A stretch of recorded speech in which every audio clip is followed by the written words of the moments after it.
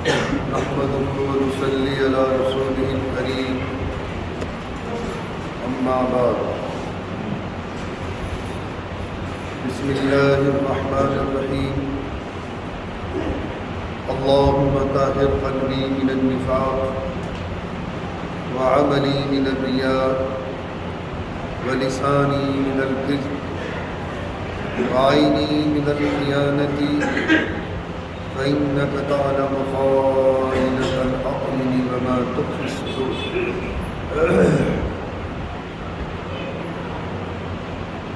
عزیزان گرامی، جس ماحول میں اور جس صدی میں آج ہماری نسلیں گھٹ گھٹ کر سانس لے رہی ہیں اور یہ ہوائیں کتنی مخالف سمت جا رہی ہیں، مجھے اس کی وضاحت کرنے کی ضرورت نہیں. آپ تمام حضرات اہل فہم ہیں، اہل سیاست ہیں، اہل عقل ہیں. ایک واقعہ سنا دوں اور اس کے بعد چھوٹے چھوٹے دو عمل. ایک تو رات کا عمل ہے، ایک 24 گھنٹے کا عمل ہے. بس یہ جملہ ذہن میں رکھیں کہ ہم بھی حضرت بلال کی روحانی اولادوں میں ہیں، ہم بھی حضرت سمیہ کی روحانی اولادوں میں ہیں. عزیزان گرامی، ایمان کی حفاظت کر لو، اس کا سودا مت کر دینا. اعمال تو جیسے بھی ہیں، یہ ٹوٹے پھوٹے اعمال، یہ سجدے، یہ روزے، یہ اس لائق تو نہیں کہ اللہ کے حضور کی شان بندگی ہو سکے. وہ تو میاں کی کرم نوازی ہے اگر قبول کر لیں. ہمارا کام تو بندگی کا ہے، قبول کرنا نہ کرنا اس وحدہ لا شریک کی ذات بابت ہے. میرے پاس ایک کتاب ہے جبال الذنوب وسیل الغفران، گناہوں کے پہاڑ اور مغفرت کا دریا. اس میں ایک عنوان قائم کیا ہے، باب التوابین، توبہ کرنے والوں کے بیان میں. اسی میں ایک کتاب کا ریفرنس ہے تنویر الاذہان. حضرت سیدنا مالک بن دینار رحمۃ اللہ علیہ کو آپ جانتے ہیں، ہمارے اسلاف میں ولایت کی ٹاپ کے درجے پر تھے، ولایت کے بہت اونچے درجے. مالک بن دینار رحمۃ اللہ علیہ، سارے اہل علم جانتے ہیں، جو بزرگان دین کے احوال کے مطالعوں کے شوقین ہیں وہ بھی جانتے ہیں کہ مالک بن دینار کا مقام کیا ہے. بصرہ میں ایک جنازے میں شریک ہوئے، صرف 4 آدمی، جنازے کے اٹھانے والے صرف 4 آدمی. حضرت مالک بن دینار سمجھ گئے کہ کوئی برا بندہ ہے، کوئی ساتھ دینے کو تیار نہیں. کیونکہ ہر علاقے میں ایسا ہوتا ہے کہ وہ نگاہوں میں چڑھ جاتا ہے اپنی برائیوں کی وجہ سے. بہرحال حضرت مالک بن دینار رحمۃ اللہ علیہ اس جنازے میں شریک ہوئے، نماز پڑھائی جنازے کی، تدفین ہو گئی. لیکن وہیں بیٹھ کے کسی درخت کے سائے میں انہیں نیند آ گئی، وہ سو گئے. تو خواب میں دیکھا کہ 2 فرشتے اترے آسمان سے اور دونوں آن کر اس کی قبر کے پینتی کی طرف کھڑے ہو گئے. ایک نے اس میں سے آرڈر کیا کہ اس قبر کو ادھیڑو اور اس مرنے والے بندے کی اعضاؤں کا چیک اپ کرو، اگر کہیں اس کے کسی عضو میں کوئی نیکی نظر آ جائے تو اس کے حق میں جنت کا فیصلہ کرنا، اس کے حق میں جنت کا فیصلہ کرنا۔ امیا وہ آنکھوں کے اسپیشلسٹ بھی تھے، وہ ہارٹ کے بھی اسپیشلسٹ تھے، وہ برین کے بھی اسپیشلسٹ تھے۔ اب آنکھوں کو چیک کیا تو آنکھیں گناہوں سے بھری پڑی ہیں، ہمیشہ غیر محرموں کو تکتا تھا، دیکھتا تھا۔ اور ہماری قوم کا تو یہ حال ہے، یہ سڑک کے نکڑوں پر بیٹھ جاتے ہیں اور یوں گھر تک چھوڑ کے آتے ہیں، نگاہوں میں یوں گھر تک چھوڑ کے آتے ہیں۔ یہ آنکھوں کا زنا ہے، خاص کر کے رمضان میں تو اس کا اہتمام کر لو، ان برائیوں سے بچ لو۔ کیا منہ دکھاؤ گے اللہ کے سامنے جا کے؟ فرمایا اس کی نگاہوں میں، اس کی آنکھوں میں گناہ بھرے پڑے، کہیں کوئی نیکی نظر نہیں آئی۔ پھر اس فرشتے نے فرمایا کہ اس کے کان چیک کرو۔ اب وہ کان کا اینٹینا چیک ہو رہا ہے، وہ بھی برائیوں سے بھرے پڑے، چغل خوریاں، غیبت اور برائیاں اور گانے اور تمام چیزیں وہ سنتا تھا۔ پھر فرمایا کہ اس کے ہاتھ چیک کرو، تو ہاتھ بھی گناہوں سے بھرے پڑے، سارے برے کام ہاتھوں سے کیے۔ پھر فرمایا اس کی زبان چیک کرو، تو زبان اور گالیوں سے بھری پڑی ہے اور برائیوں سے بھری پڑی ہے۔ پھر فرمایا اس کے پیر چیک کرو، تو پیروں سے بھی برائیوں کی طرف جاتا تھا۔ تو وہ جو اندر جو فرشتہ چیک اپ پہ لگا ہوا تھا، وہ کہنے لگا حضور یہ تو جہنمی ہے، کسی اعضاء میں، کسی عضو میں دور دور تک کوئی نیکی مجھے نظر نہیں آ رہی۔ وہ جو فرشتے باہر کھڑا ہوا تھا اس نے کہا تو باہر آ، اب میں چیک اپ کروں گا اس کا۔ اس نے انڈوسکوپی کی، اس کی انڈوسکوپی جانتی، حلق میں کیمرہ اتارتے ہیں اور پیٹ کی ساری بیماریاں اسکرین پر آ جاتی ہیں۔ بہرحال یہ تو میرے محاورے ہیں جو آپ کے سامنے بول رہا ہوں۔ اب اس فرشتے نے اس کے دل کا چیک اپ کیا، دل کا۔ تو فرمایا خدا کے بندے، یار تو نے سارے اعضاء چیک اپ کر لیے، سارے گناہوں سے بھرے پڑے ہیں، اس کا دل تو کلمہ طیبہ کے نور سے بھرا پڑا ہے، ایمان سے بھرا پڑا ہے، اس کا دل تو ایمان سے بھرا پڑا ہے۔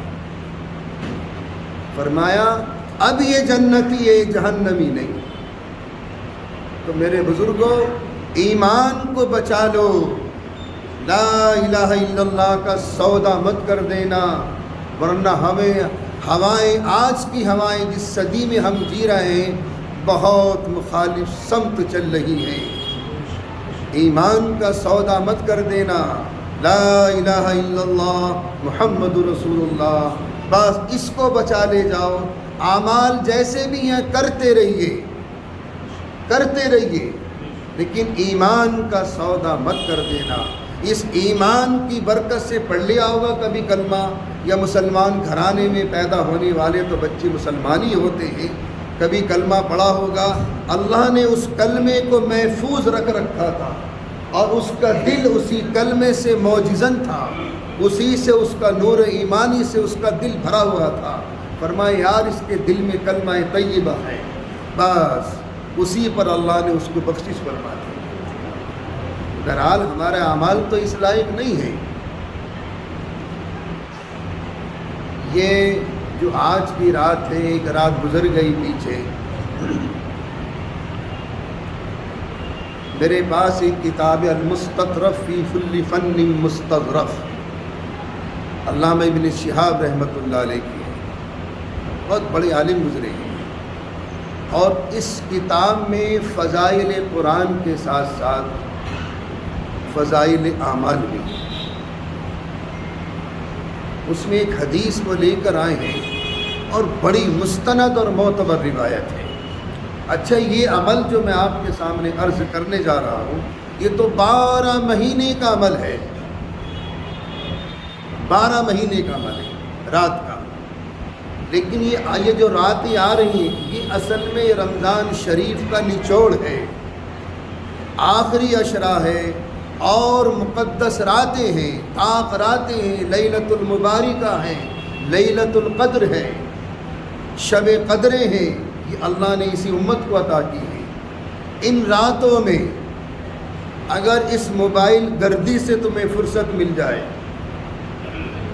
رات دن موبائل، دن میں موبائل، رات میں موبائل، 24 گھنٹے موبائل، بہانہ یہ کہ میاں آن لائن بچے کا، ارے بچے آن لائن کتنا کام کر لیں گے اسکول کا، گھنٹے، 2 گھنٹے، 4 گھنٹے، 5 گھنٹے، تو ساری رات ان کو موبائلوں میں گزار دیتی ہے، ساری دن ان کے موبائلوں میں گزر جاتی ہے، انہیں اور کوئی کام نہیں ہے۔ یاد رکھیں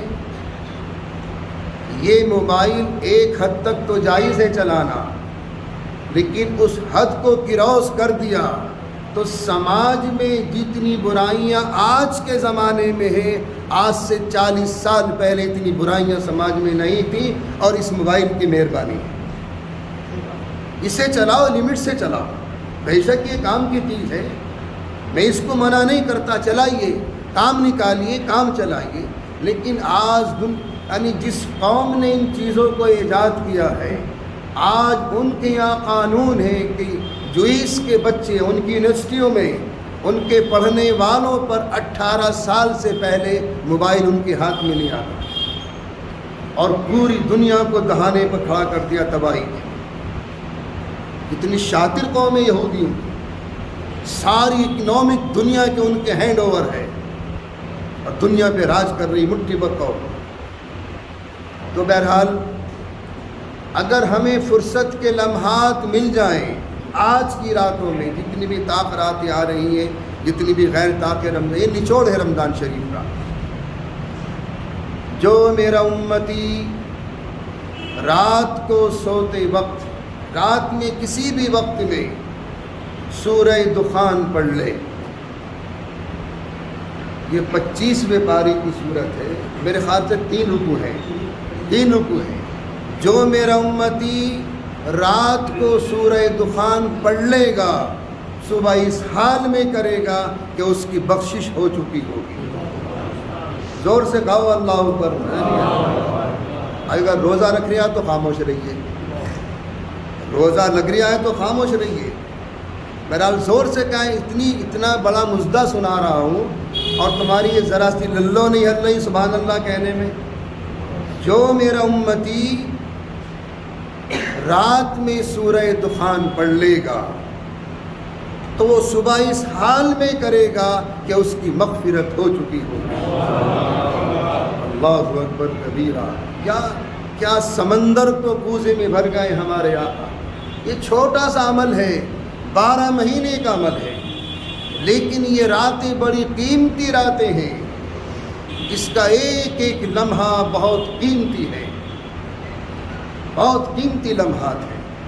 تو میرے بچوں، اگر فرصت مل جائے اور تم کلام پاک پڑھنا جانتے ہو تو ایک مرتبہ ٹائم نکال کے تھوڑی دیر کے واسطے، اللہ کے واسطے یہ سورت پڑھ لینا، انشاءاللہ قیامت میں کام آئے گی۔